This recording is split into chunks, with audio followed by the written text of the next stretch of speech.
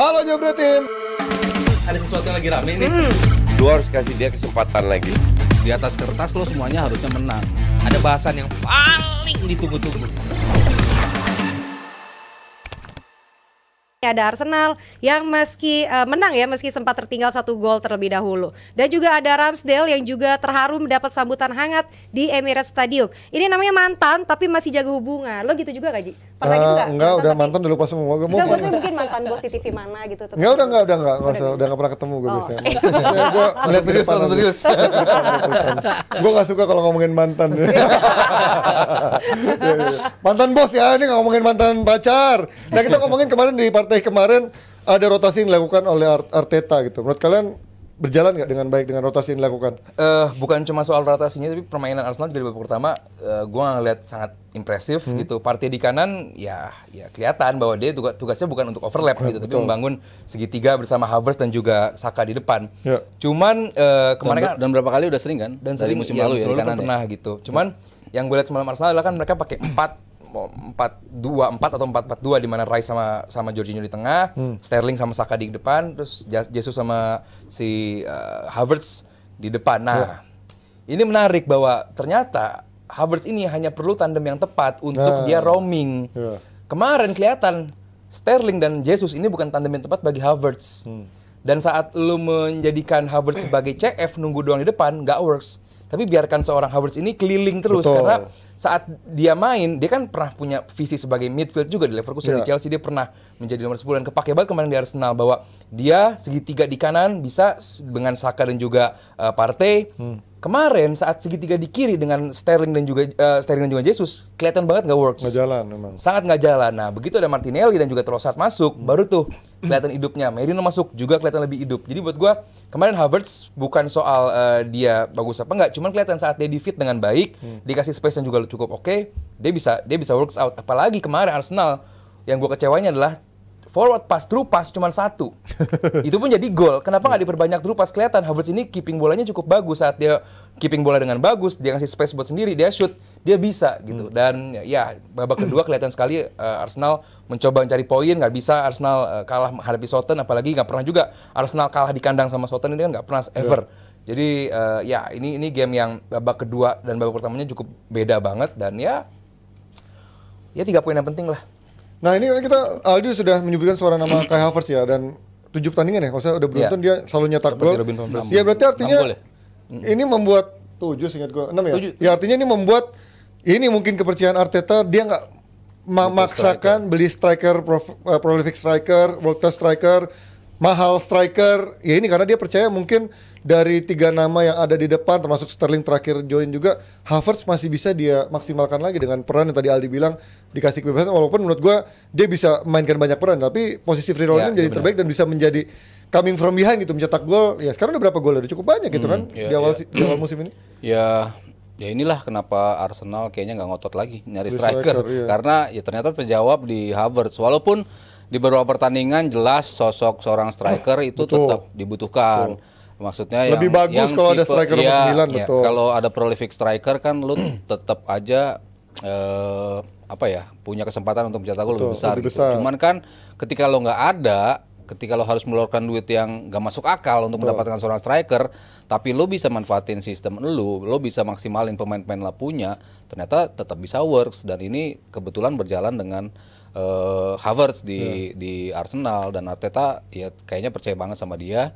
Dan untuk rotasi, ya mungkin ini adalah momen yang paling tepat ya untuk melakukan rotasi. Mumpung lawannya Southampton. Kalau kita bicara di partai-partai lain kan, dia bicara di Liga Champions kan tetap menurunkan striker susunan terbaiknya.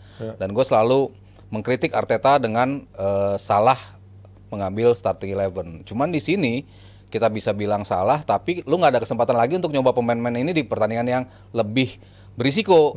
Risikonya dia bilang kecil ketika lawan Southampton, tapi tetap aja pemain ini ternyata tidak bisa maksimalin kesempatan yang diberikan oleh oleh Arteta. Makanya dia harus ngerombak lagi, manfaatin lagi resource yang ada di pemain intinya, sehingga akhirnya mereka yang akhirnya mengubah pertandingan. Ini kan potret Arteta dalam mungkin 2 musim terakhir ya. Salah dalam starting 11, memaksa pemain-pemain yang intinya akhirnya bermain dan lebih ngotot lagi untuk bermain, akhirnya cedera berdatangan, akhirnya semakin capek pemain-pemain, kehabisan bensin di tengah musim. Tapi ini dari awal udah coba diakali oleh Arteta di game-game yang emang layak untuk mencoba pemain-pemain pengganti. Eksperimen itu memang layak dicoba, tapi kan game-gamenya dipilih. Nah ini yang gue selalu puji dengan kedewasaan Arteta, dengan tahu which game gue harus rotasi, di game-game mana gue harus maksimalin pemain yang mana. Dan akhirnya ketika lo nggak ada Odegaard yang selama ini lo pertanyakan bisa survive nggak ya Arsenal tanpa Odegaard, kejawab ternyata sama Arteta dengan menahan imbang City salah satunya dan menangi game yang harusnya lo menangin. Nih ada pernyataan dari Arteta ya, rahasia untuk membuat Havertz bermain dengan level terbaiknya adalah rasa cinta. Dia adalah pemain yang butuh cintai. Panji butuh cinta? Sudah punya. Dia Sastro maksudnya. Jangan mancing-mancing. Aku butuh cintanya dari DPI sebenarnya. Karena aku bisa beli jersey lagi. Tapi gitu, kalau kita ngomongin pemain yang mahal juga Panji ya, satu episode satu jersey. Jangan, itu bercanda. Ini lagi. Jangan. Karena Barretti udah naik kan? Oh iya. Enggak gitu. Kan kita pasti samaan semua, itu beda. Tapi yang jelas jersey baru Venezia 5 mahal lagi. Tapi kalau kita ngomongin 120. Martinelli ini kalau kita dengerin Koci kan bilang pemain yang skillful, but no vision dan lain-lain kan. Terus juga dia sempat juga bandingkan sama Garnacho, termasuk sekarang perannya ketika dimasukkan menjadi subs kayaknya lebih kelihatan langsung kontribusinya dibandingkan dia bermain sebagai starter, kecuali 2 musim lalu ya. 2 musim lalu di starter memang best seasonnya menurut gue itu. Tapi sekarang lo memang lihat Martinelli mentok di sana, emang dia bagusan menjadi ketika lagi buntu lo butuh kecepatan, butuh pace dari seorang Martinelli gitu. Ya, tadi Panji udah bilang bahwa dalam 2 musim kemarin Martinelli bagus, cuman ada yang hilang sekarang. Betul. Yang hilang adalah Granit Xhaka. Jadi gue masuk akal, Moncer. Waktu ada Granit Xhaka, bener-bener tuh triangle di kiri tuh hidup banget. Apalagi space yang diberikan sama Xhaka tuh cukup bagus buat Martinelli, sprint, terus juga pemanfaatan space. Sekarang nggak ada. Nah, sekarang ada Merino lagi dicoba untuk seperti itu juga. Nah, kenapa Martinelli di babak kedua sering bagus? Karena peran pemain seperti Martinelli adalah ngajak lari pemain lawan. Kayak Garnacho atau Rashford di MU harusnya. Cuman di game kemarin adalah babak pertama udah lumayan dibikin capek sama Sterling backnya. Jadi tugas Martinelli lah ya udah lu bikin lari, bikin space sendiri. Kayak waktu di game menghadapi City, di game-game sebelumnya juga demikian. Artinya bahwa Martinelli ya pemanfaatan space-nya bagus. Cuman kadang-kadang decision making-nya emang kelihatan belum matang. Cuman gua nggak ngelihat bahwa ini pemain yang jelek, enggak. Dia skill, dia punya speed, itu bisa bermanfaat. Kalau emang Arsenal harusnya memanfaatkan dengan terupas kencang, terupas cepat, biarkan dia berlari. Arsenal masalahnya kebanyakan ya lu ball position tengah, lalu dari kanan kiri. Sementara kalau lu memanfaatkan space dengan bagus, karena saat kemarin aja nih saat Southampton terupas ke depan masih lebih banyak Southampton dibandingin Arsenal. Jadi artinya bahwa Arsenal ya dengan lu segitu menguasainya, kenapa lu kesulitan bikin terupas ke depan? Lu punya Saka, lu punya Havertz, lu punya Martinelli. Jadi buat gue adalah masih secara permainan Arsenal belum yang seimpresif itu. Berarti itu faktor karena nggak ada Odegaard-nya ya? Karena nggak ada terupas. Jelas, karena saat ada Odegaard, lu pakai 4-2-3-1 ada nomor 10 di situ. Kemarin saat Southampton lebih ke 4-4-2. Betul. Jadi nggak ada nomor 10 yang ke depan. Dan nggak ada yang karakternya benar-benar pembagi bola seperti Odegaard. Jadi ya secara permainan adalah ya ada yang berbeda tanpa Odegaard. Nah, kalau ngomongin seorang kalau kita ngebahas soal Salah gitu, bahkan di saat lagi off day-nya, tapi dia bisa ngasih gol atau assist. Nah, Saka juga sering begitu kan, Mas. Ketika dia lagi kelihatannya nggak banyak involving of the game dan juga nggak terlalu kelihatan bersinar, tapi dia bisa juga nyetak gol ataupun juga assist. Inikah emang peran Saka yang memang udah nggak tergantikan di sana? Tapi bahaya nggak buat Arsenal? Iya, udah 3 tahun apa 4 tahun ya Saka, ya being Saka, maksudnya lo selalu menjadi starter. Dan selama ini cukup fit ya, kalaupun cedera paling 2 minggu, 3 minggu gitu. Dan dia selalu mempertanggungjawabkan pemanggilannya, dia selalu bisa memberikan kontribusi buat Arsenal, entah itu assist, entah itu penetrasi ke dalam kotak penaltinya buat kebuka lini belakang lawan sehingga pemain lain yang mencetak gol ataupun berkat gol-golnya. Jadi ya kalau dia menjadi starter dan selama dia nggak mengalami cedera sih, ya kenapa enggak gitu. Dan kalau kita mau cari siapa penggantinya, kayaknya hampir nggak ada deh kalau kita bicara di Arsenal ya. Kalau musim ini kira-kira rotasi terbaik buat dia siapa penggantinya? siapa lagi di depan? Selain Jesus Sterling, bisa di kanan, Jesus ya, bisa waktu di Jesus main di City. kanan, Trossard juga bisa digeser ke kanan. Ya mungkin permutasi di situ on paper gitu ya. Tapi nanti sistem play-nya seperti apa mungkin akan berbeda gitu. Cuman paling nggak di musim ini Arteta nunjukin tanpa Odegaard dulu lah seperti apa. Urusan Saka ya nanti, yang penting apa yang ada di depan yang bisa lo benahi seperti apa gitu. Selama dia bisa ngasih kontribusi, ya gua rasa kenapa enggak gitu, dia dimainin terus dan dia mainin sekencang apapun rotasinya buat dia, ya tetap aja dia kelihatan nggak pernah off form ya. Hampir nggak pernah off form. Ya mungkin standarnya nggak 9,5 gitu, tapi dia selalu main di level 8,5, 8 ya masih masuk standar pemain starter buat Arsenal. Ya. Tapi yang luar biasa adalah kelihatannya Arsenal udah kelihatan agresif banget, kelihatan meyakinkan banget, tapi tetap kalah sama Liverpool sekarang peringkat sekarang ya. Dan juga dari sisi agresivitas ya, berarti artinya itu kadang-kadang main bagus, main menang besar nggak menjamin dia ada posisi 1 nih. Kita lihat musim ini lu seberapa optimis dengan sekarang City nggak ada Rodri, Liverpool juga kita masih belum tahu tweaks-nya, apakah di bawah Ancelotti ada masa-masa yang kita nggak tahu di balik layarnya, apakah bisa hancur. Lu seberapa optimis chance lu untuk Arsenal juara musim ini? Optimis 3 tim ini sampai akhir musim bakal terus bersaing sih. Jadi buat gua dibanding musim lalu, seberapa yakin lu dibanding tahun lalu? Musim lalu kan cuma 2 horse races sampai berapa 5-6 game terakhir akhirnya mengerucut 2 tim. Entah kenapa gue masih yakin Liverpool tetap sampai akhir musim 3 tim berarti ya. Iya, karena entah kenapa ya ini peran Arne Slot sih gue lihat bahwa di benar-benar pemain yang pelatih yang nggak cuma memanfaatkan direct ke depan, tapi benar-benar memanfaatkan tiap pemain untuk pas yang bisa bagus ke depan. Sementara City tanpa Rodri pun sekarang Kovacic juga nunjukin improvement yang luar biasa. Dan pemain mudanya Luis yang lain-lain juga menunjukkan kualitas yang cukup bagus.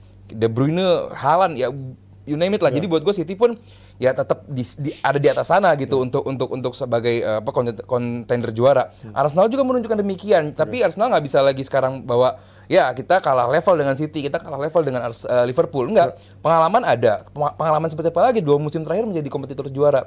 Jadi nggak ada alasan lagi Arsenal nggak ada pengalaman, nggak ada minim pengalaman. Datangnya Merino memberikan kedalaman di lini tengah juga. Calafiori di kiri. Main yang bisa inward ke dalam, bisa ke depan juga. Martinelli harus improve juga. Cuman gue nggak ngeliat Jesus adalah pemain yang bisa begitu sebergunanya buat Arsenal musim ini. Walaupun Havertz sekarang udah on fire. Havertz on fire, yes. Jadi buat gue Havertz, Saka, Merino, ya apalagi tandem Saliba Gabriel Raya itu bakal menjadi kunci banget buat Arsenal musim ini. Berapa persen lo yakin Arsenal bisa juara? Persen ya? Ya atau ya kan dari 100 kan lo harus bagi-bagi lah antara City sama Liverpool. Ya masih 30 lah. Karena berarti imbang semua imbang karena gue nggak ngeliat Liverpool kelemahannya di mana nih gini. Kecuali satu tadi pemanfaatan peluang. Karena dari bedanya musim lalu sekarang Liverpool lebih rata, lini tengah bagus, depan biasa aja, tengah juga bagus. Musim lalu kan bener-bener lo bypass lini tengah. Sekarang lebih bagus semua. City tanpa Rodri tetap ada Rodri bagus, cuman tanpa Rodri pun bukan berarti mereka jelek gitu. Jadi buat gue ketiganya masih punya peluang yang juga cukup impresif. Gimana Mas? Lo kalau ngeliat Arsenal sekarang lebih besar nggak peluangnya pada musim lalu, atau dengan sekarang Liverpool ada slot makin nggak kebaca lagi nih peta kekuatannya bertiga ini?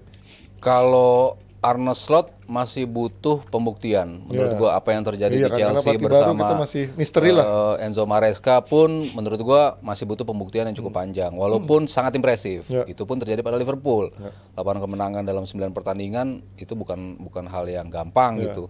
Untuk tim yang sudah ketemu beberapa tim yang kuat juga, tapi mereka bisa survive, mereka bisa menang. Tapi besok dia di ujian ya Liverpool Arsenal tanggal 27 di bulan Oktober adalah bulan terberat buat Liverpool. Dimulai dengan kemarin Crystal Palace agak shaky tapi menang. Habis itu international break, habis itu Chelsea langsung datang. Habis itu ketemu Arsenal lagi, habis itu terakhir ditutup dengan Brighton di Piala EFL, lalu ketemu lagi 2 tim dari Champions League, Leipzig sama siapa. Jadi ini 6 pertandingan yang akan mendefine juga musim dari Arne Slot. Apakah start bagus ini orang bicara istilahnya honeymoon period apa enggak? Ya ini harus dia buktikan di sekarang ini. Kalau dia bisa melewati itu dengan bagus, masuk salah satu contender. Gua tetap melihat City sama Arsenal, 2 pemain yang menurut gua kans terbesarnya untuk menjadi juara. Walaupun mungkin lebih besar porsinya di City untuk menjadi juara. Ada Rodri ataupun gak ada Rodri, Aldi bilang Pep selalu bisa come up dengan idea dengan mengganti siapapun. Di pertandingan pertama shaky, pertandingan kedua Kovacic sudah menjawab paling enggak dengan ketidakhadiran Rodri. Contribute golnya bisa, defensively juga dia bisa melakukan tugas apa yang dilakukan oleh Rodri. Mungkin nggak se-fluent Rodri, tapi cukup untuk bisa mendapatkan kemenangan. Itu kan potret sebuah tim yang ingin menjadi juara. Arsenal gue lebih yakin dengan mentalitinya di musim ini dibandingkan 2 musim pertama. Mungkin mentalitinya masih agak belum menunjukkan kapasitas juara. Tapi dengan kedewasaan Arteta, istilah gue, dia bisa membaca permainan seperti apa gue harus main. Gue nggak maksakan selalu bermain dengan indah, tapi cukup efektif untuk bisa mendapatkan angka. Dan ini adalah lagi-lagi potret seorang tim atau salah satu tim yang ingin menjadi juara. Ya dia harus bisa memetakan timnya, gimana susunan pemain yang dia ambil untuk dapat. Jadi berapa persen Mas Aryo pembagiannya? Dia ngomong dari menit 31 sampai 33 lebih nih, 34 sekarang nih. 60 buat 60 buat City. Anjay, gede banget. Ya terus? Iya, kalau Arsenal cuma 40%. Oke. Lah, Liverpool enggak hitung. Oh, lo cuma harus 100. Lo menjadikan iya kan dari 100%. Enggak lah, kan persentase. Ya udah boleh deh, yaudah. Ya terserah Mas Aryo sih. Sama Mas Aryo lah, salah gua sama orang fans. Iya. Iya kan? Kan persentase lo untuk juara kira-kira berapa persen? Kalau Aldi? Ya 60 menurut gua dari 100% kemungkinan juaranya 60%. Mungkin sampai 70 untuk si itu. Kalau Arsenal ya mungkin cuma 40%. Oke. Besar ya? Liverpool? Kalau Liverpool 20-30 lah. Lebih kecil berarti. Lebih kecil. 1-2 gua tetap City dan Arsenal. Oke, gimana kalian di tim? Apakah kalian dari 7 pekan ini, 7 pekan ya, sudah bisa menerawang kira-kira siapa menjadi title contendernya, atau menurut kalian masih terlalu jauh, terlalu dini? Mungkin masih ada yang penasaran, apa mungkin MU? Lalu Ji berapa persen Ji? Berapa persen MU finish?